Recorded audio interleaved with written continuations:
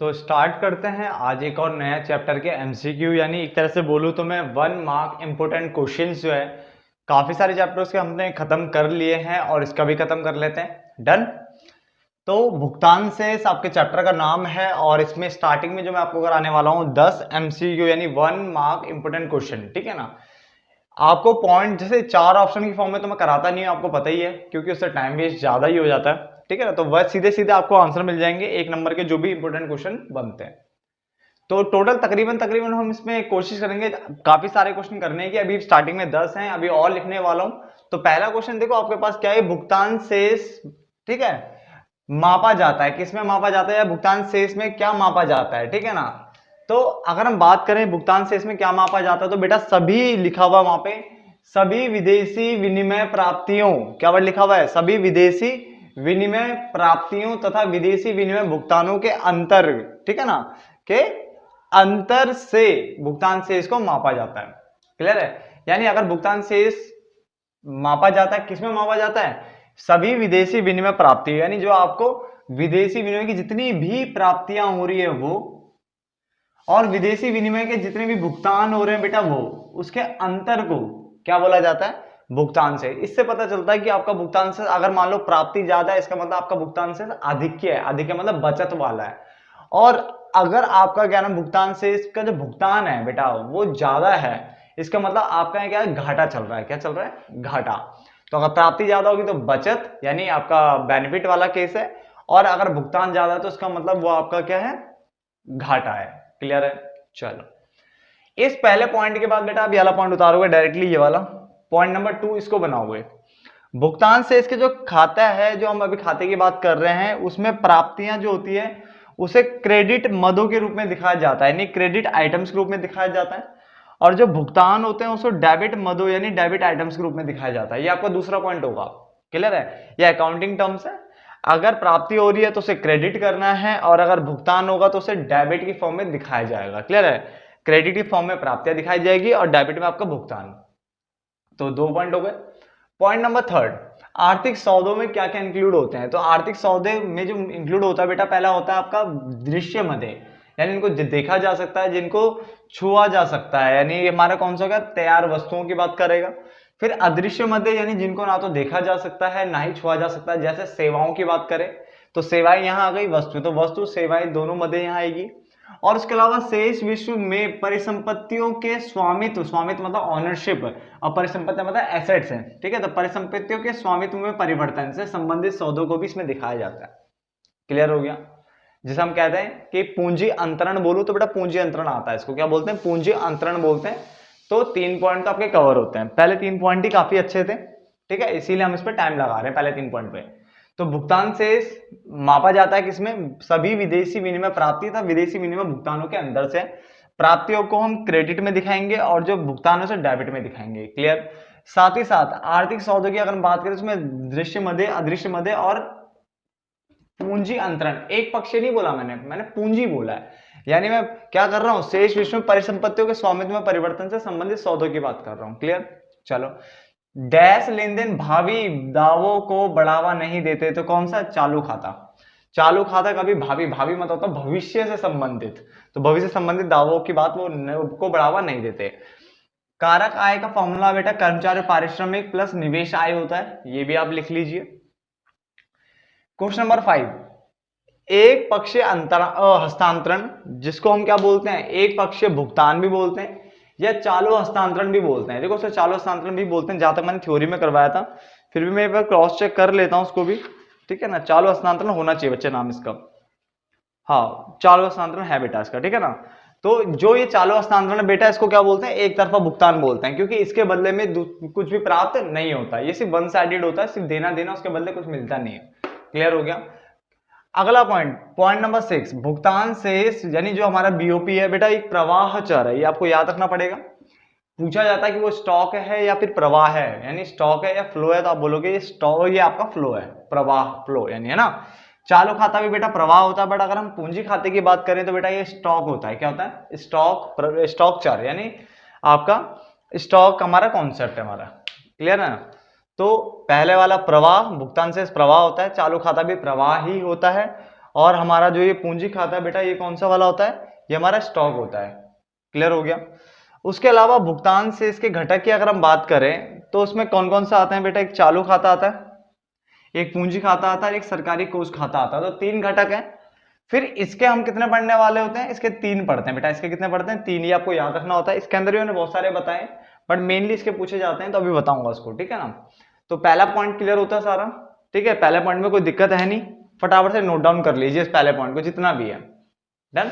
But याद रखना एक चीज जो इंपॉर्टेंट था इस वाले कॉन्सेप्ट में, जो पूछे जाने वाला पॉइंट था बेटा, एक तो ये वाला, ये तीनों, ये बहुत ज्यादा इंपॉर्टेंट है कि भुगतान शेष प्रवाह चर है, चालू खाता प्रवाह चर है, और पूंजी खाता क्या है, स्टॉक चर है। एक ये वाला पूछने वाला पॉइंट है यहाँ पे, ठीक है। दूसरा जो आपसे पूछा जा सकता है, ये वाला पॉइंट पूछा जा सकता है। तीसरा ये वाला, ये 3 काफी अच्छे पॉइंट थे इसमें। क्लियर है, फटाफट से नोट डाउन कर लीजिए इसे। तो आगे देखिए पॉइंट नंबर 11, जो अभी हमने पढ़ा था कारक आय की, जो हमने फॉर्मूला पढ़ा था, तो उसमें हमने निवेश आय पढ़ा था। निवेश आय में क्या क्या इंक्लूड होता है, आपका लगान इंक्लूड होता है, ब्याज इंक्लूड होता है और लाभ इंक्लूड होता है। क्या होता है, लगान, ब्याज और लाभ, ये आपका इंक्लूड होता है निवेश के अंदर। क्लियर हो गया वाला पॉइंट। आगे चलते हैं पॉइंट नंबर 12 पे। बीमा, बैंकिंग हो गया या जहाज रानी हो गया, इस टाइप की चीजें बेटा किसके अंदर आती है, गैर कारक सेवाओं के अंदर आती है। बेटा किसके अंदर आती है, गैर कारक सेवाओं के अंदर। तो आप लिख सकते हो बीमा, बैंकिंग, जहाज रानी, ठीक है, ऐसे लिखते हैं जहाज रानी, ठीक है ना। तो ये जो अगर इस टाइप की अगर आपको सेवाएं बताई हुई तो बेटा वो किसके अंदर आएगी, कहाँ आएगी, वो आपकी आएगी बीमा, बैंकिंग में। बेटा किसके अंदर, सॉरी, गैर कारक सेवाओं में वो चीज आएगी, ठीक है। आगे बढ़ते हैं फिर पॉइंट नंबर 13, भुगतान शेष खातों में चालू हस्तांतरणों को बेटा कहां दिखाया जाता है, अदृश्य मदों का एक अंग माना गया है। याद रखना ये पॉइंट बहुत अच्छा है, ये काफी अच्छा पॉइंट है यहाँ पे, कि भुगतान शेष में चालू हस्तांतरणों को कहां रखा जाता है, तो बेटा अदृश्य मदों का ही अंग माना जाता है एक तरीके से अगर देखा जाए तो। क्लियर। यानी अगर मैं ओवरऑल बोलूं कि तो भुगतान शेष खातों में अदृश्य मदों के व्यापार में शामिल है, यानी अदृश्य मदों में क्या क्या शामिल होता है ये बता दो एक ही बार में। तो देखो भाई, पहली बात तो सेवाएं आएगी, आपको पता ही है। तो सेवाएं तो 2 तरह की होती है, कारक सेवाएं और गैर कारक सेवाएं। तो कारक और गैर कारक सेवाओं के निर्यात तथा आयात से संबंधित जितने भी मौद्रिक लेन देन होंगे, चाहे वो कारक सेवाओं से संबंधित मौद्रिक लेन देन हो, चाहे वो गैर कारक सेवाओं से संबंधित क्या है, मौद्रिक लेन देन हो, बेटा सेवाएं तो आएगी आएगी। और साथ में मैंने इसको भी रख दिया, किसको, चालू हस्तांतरण को भी इसमें ही शामिल कर दिया। तो इन तीनों को बेटा कहां पटका रखते हैं, इनको कहां पटकते हैं, इनको पटकते हैं अदृश्य मुद्दों के अंदर ही, इनका ही मतलब एक तरह से अंग माना जाते हैं सारे ये। क्लियर हो गया, 3 पॉइंट यहाँ पे क्लियर हो गए। तो क्वेश्चन नंबर 11, निवेश के अंदर आपके क्या क्या पॉइंट आए, लगान, ब्याज और लाभ। नंबर 2 12, बीमा और बैंकिंग, जहाज रानी, इस टाइप की बेटा चीजें किसकी सेवाएं होती है, गैर कारक सेवाएं होती है। क्लियर। और अगर मैं ये निवेश एंड ऑल, ये बेटे किसके हैं, कारक के हैं, ये सारे कारक वाले थे, मैंने बताया था आपको, ठीक है ना। भुगतान से इसमें जो चालू हस्तांतरणों को बेटा अदृश्य मदों का अंग माना जाता है, क्योंकि ये मुफ्त के हस्तांतरण है। बेटा क्या है, मुफ्त के हस्तांतरण होते हैं चालू हस्तांतरण, और ये इनको क्या माना जाता है, अदृश्य मदों का अंग माना जाता है। भुगतान से इस खाते में अदृश्य मदों के अंदर 2-3 चीजें आ गई हैं, कारक सेवाओं का निर्यात आयात, गैर कारक सेवाओं का निर्यात आयात और चालू हस्तांतरण संबंधित मौद्रिक लेन देन। तो हमारे पॉइंट बेटा यहां तक तो क्लियर होते हैं सारे, डन।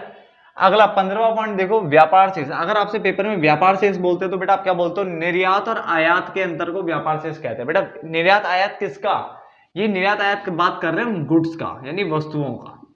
किसका, वस्तुओं का। बात समझा क्या, यानी दृश्य मध्य, जिनको देख सकते हैं, टच कर सकते हैं, है ना, उनकी बात कर रहे हैं। तो व्यापार शेष बोलेगा तो निर्यात माइनस आयात, निर्यात को एक्स से दिखाते हैं, आयात को एम से दिखाते हैं, हमने पढ़ा हुआ है पहले, ठीक है ना। या आप इसे ये भी बोल सकते हो, तैयार वस्तुओं का शेष किसे कहते हैं, तो तैयार वस्तु बोल रहे हैं ना, तो वस्तुओं का निर्यात और वस्तुओं के आयात के अंतर को तैयार वस्तुओं का शेष कहते हैं। जब भी ये वर्ड लगेगा शेष, तो आपको घटा के दिखाना चाहिए। क्लियर। आगे व्यापार घाटा, यानी व्यापार में घाटा कब होगा, ये बताओ। घाटा तब होगा जब आपका आयात ज्यादा होगा, निर्यात क्या होगा, कम। तो आयात ज्यादा, निर्यात कम, यानी import greater than export. Clear. दूसरा पॉइंट कह रहा है कि व्यापार में अधिक मतलब सरप्लस कब होगा, प्रॉफिट टाइप का कब दिखेगा आपको, तो बेटा तब दिखेगा जब आपका निर्यात ज्यादा होगा, आयात कम होगा, यानी एक्सपोर्ट ज्यादा, इंपोर्ट क्या कम। जिस तरफ को मुंह खुलता है बेटा वो ज्यादा होता है, यानी पहले वाले में इंपोर्ट ज्यादा है, दूसरे वाले में एक्सपोर्ट ज्यादा है। क्लियर। तो हमारे 3 पॉइंट और खत्म हो गए। आगे डैश के लेन देनों के कारण भावी दावे उत्पन्न होते हैं। अब भावी मतलब भविष्य से संबंधित दावे। तो पिछली बार मैंने बोला था कि किसके कारण भावी दावे उत्पन्न नहीं होते, तो बेटा चालू खाते के कारण तो उत्पन्न होते ही नहीं है, ठीक है। चालू खाता जो भावी दावे उत्पन्न नहीं करता ज्यादातर, ठीक है ना। मगर पूंजी खाते की अगर हम बात करें तो उससे भावी दावे उत्पन्न होते हैं, ठीक है। तो पूंजी खाता के लेन देनों के कारण भावी दावे के उत्पन्न होते हैं, जबकि चालू से नहीं होते। चालू वाला पॉइंट हमने पढ़ लिया था पहले 10 के अंदर, क्लियर।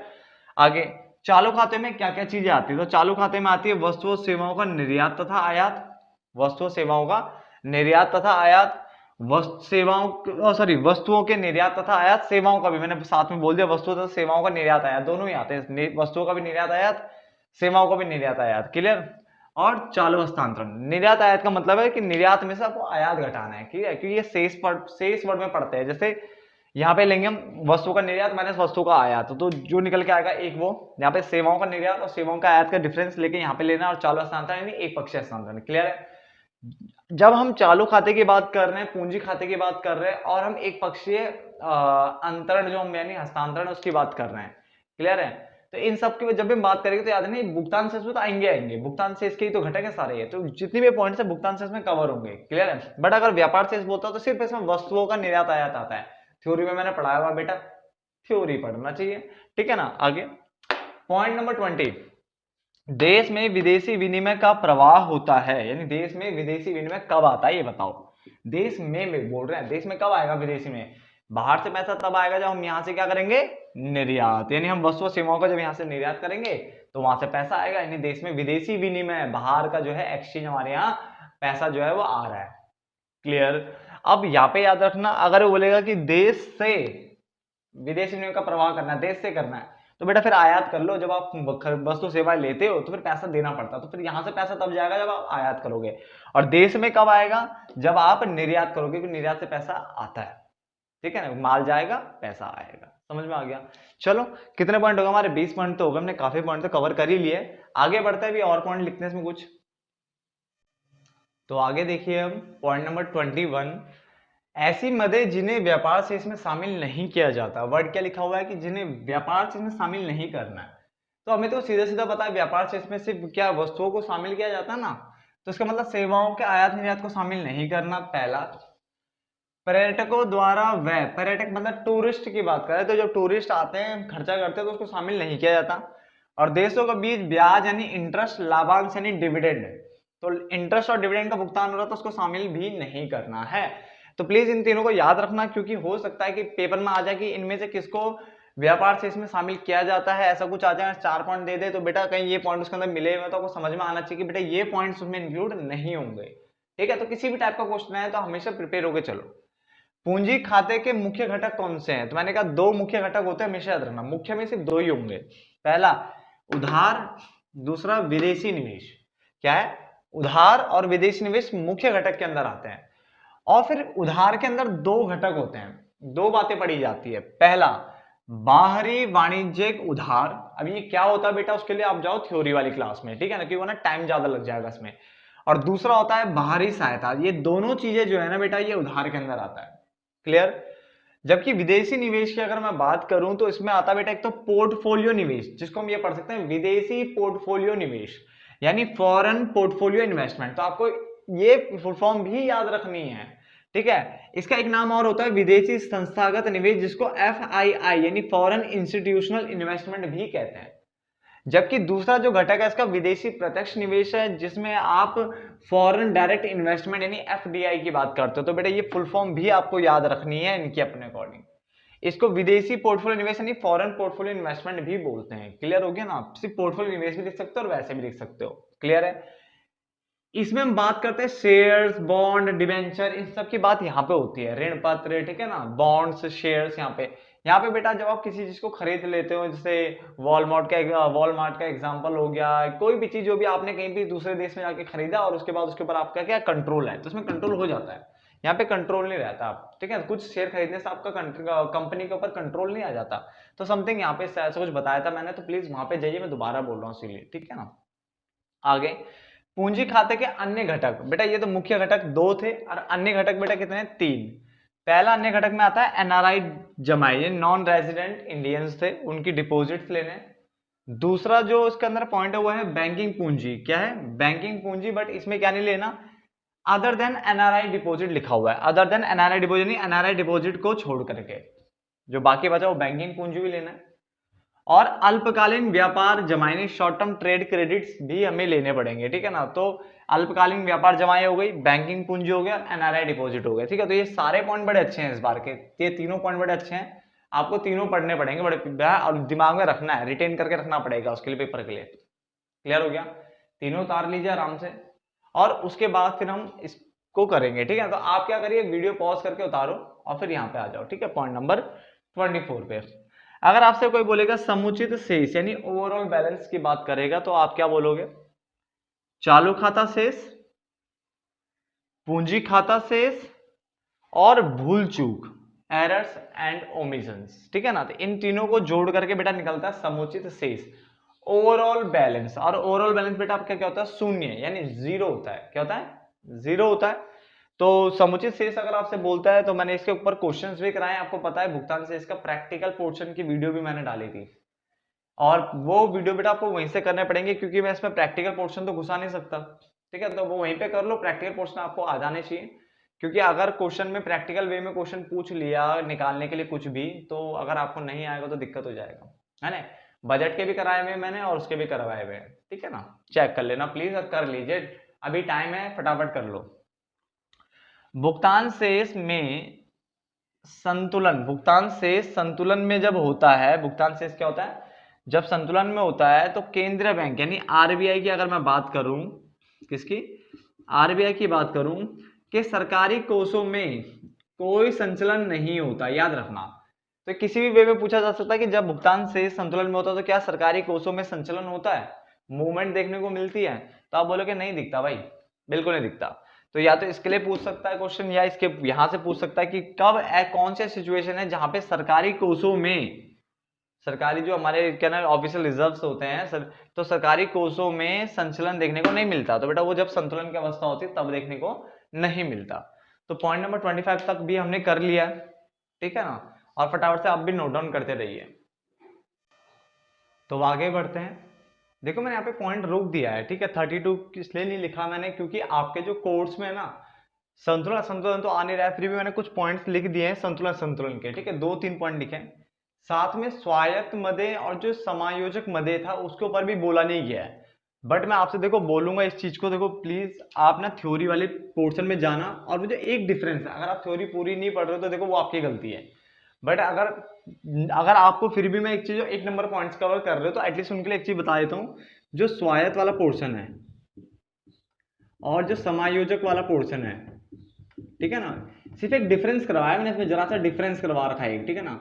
उस डिफरेंस को पढ़ के जरूर जाना, अगर इसके ऊपर पॉइंट बन गया एक नंबर का तो बेटा फिर दिक्कत हो सकती है, ठीक है। वैसे नहीं लिखा हुआ कहीं की ये आ रहे हैं, बट मैंने थ्योरी में करवाया था, इसलिए स्वायत्त मदे और समायोजक मदों के बीच में मैंने एक डिफरेंस करवा रखा है।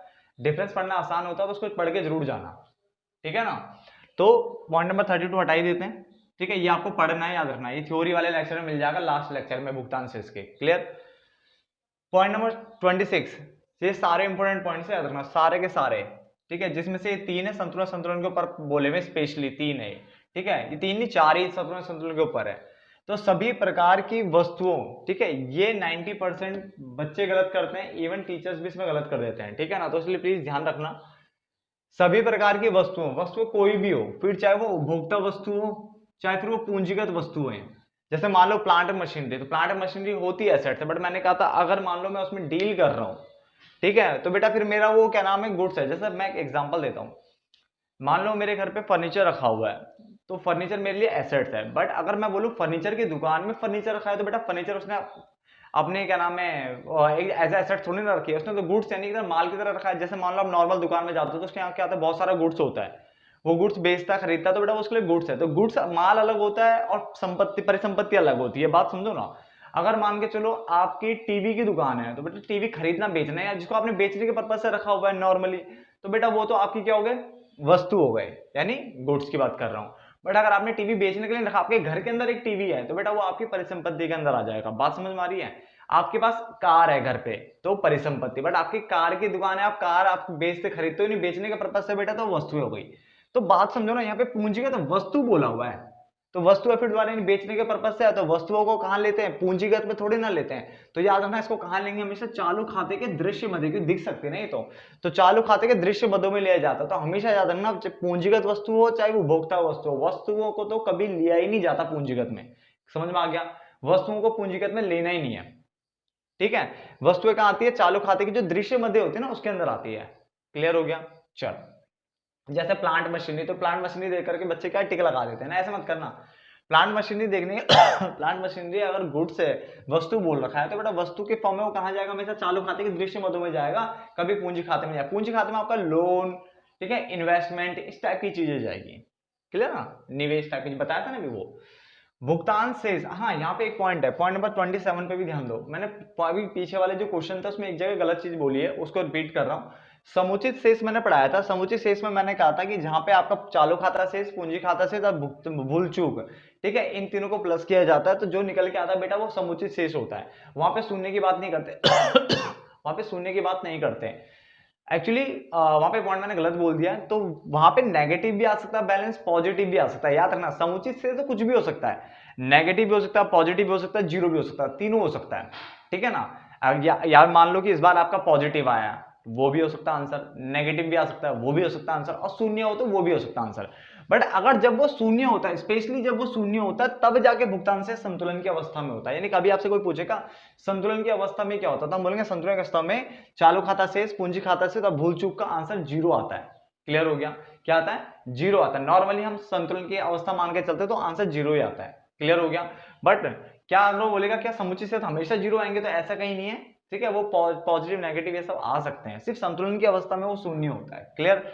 27 में देखें तो भुगतान से सदैव संतुलित होता है। भुगतान से तभी संतुलित होगा जब सरकारी कोष खाता को पूंजी खाते का क्या मान लिया जाएगा, एक भाग माना जाएगा। यानी सरकारी कोष खाते को पूंजी खाते का भाग माना जाएगा। तो इसके ऊपर एक क्वेश्चन था, बुक में क्वेश्चन भी है जहां तक है कि भुगतान से संतुलन की अवस्था में कब होता है, तो उसमें लिखा हुआ था चालू खाता से सब पूंजी खाता से इक्वल टू जीरो हो जाए। मैंने कहा ठीक है कोई दिक्कत नहीं, चालू खाता से सब पूंजी खाता से जीरो हो सकते हैं, ये पॉइंट सही है।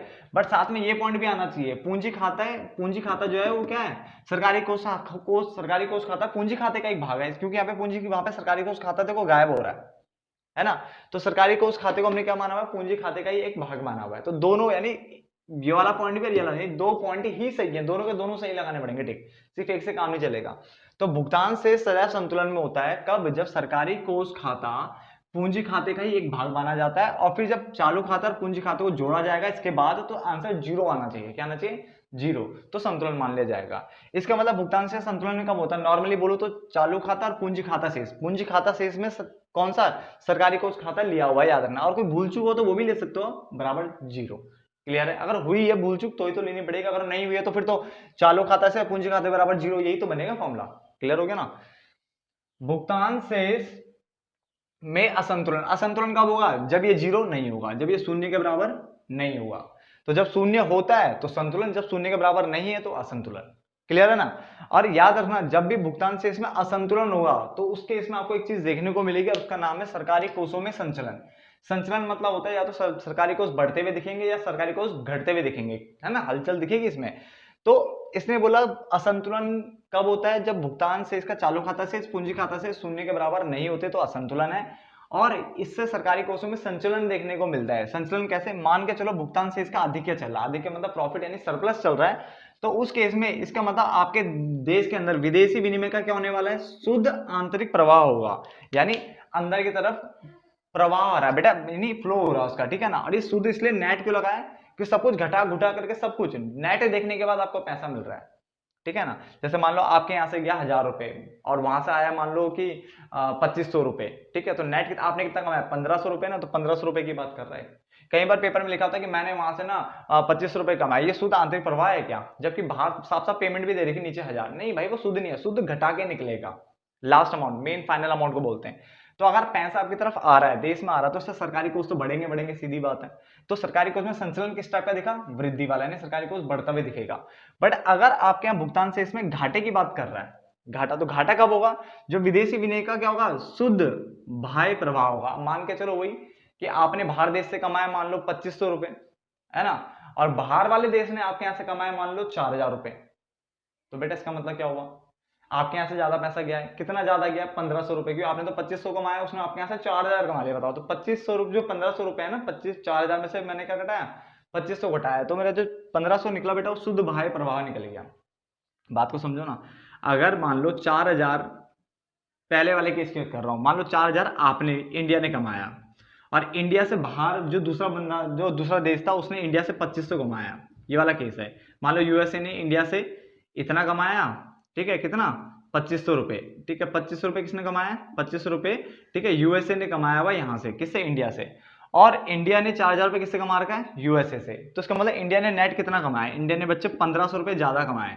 तो 1500 रुपए ज्यादा कमाए तो सरकार को उसमें वृद्धि देखने को मिलेगी। बट ये अगर उल्टा हो जाए कि इंडिया ने सिर्फ मान लो 2500 रुपए कमाए हुए और यूएसए ने इंडिया से 4000 रुपए कमाए, मान के चलो, अभी एक ही देश की बात कर रहा हूं मैं, तो इंडिया ने से 2500 कमाया, बल्कि यूएसए हमारे यहाँ से 4000 रुपए लेके चला गया, तो इसका मतलब हम घाटे में चले गए, कितने, 1500 रुपए नेगेटिव चले गए। तो इससे सरकारी कोष में कमी देखने को मिलेगी। समझ में आ गया। तो देखो, मैं दोबारा मैंने बोल दिया, जो स्वायत्त और समायोजक वाला था बेटा, उसका डिफरेंस देख लेना। अगर नहीं देखा, उसके क्वेश्चन छूट गए, तो बेटा आपकी गलती हो।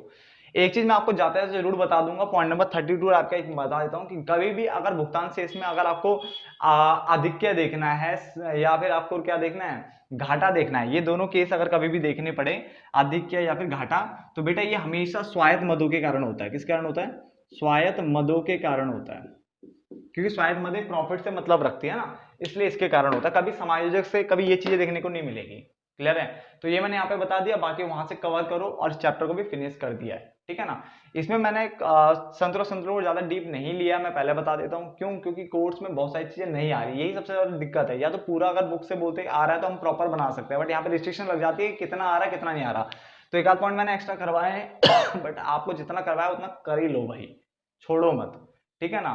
बाकी जो बिल्कुल समझ में आ रहा है कि साफ साफ दिख रहा है छूट गया, तो वो तो मैंने भी नहीं कराया, बट जो हमें थोड़ा सा दिक्कत वाला काम है वहां बेटा कराना पड़ेगा, ठीक है ना। तो फिर मिलते हैं नेक्स्ट वीडियो में, तब तक के लिए धन्यवाद दोस्तों।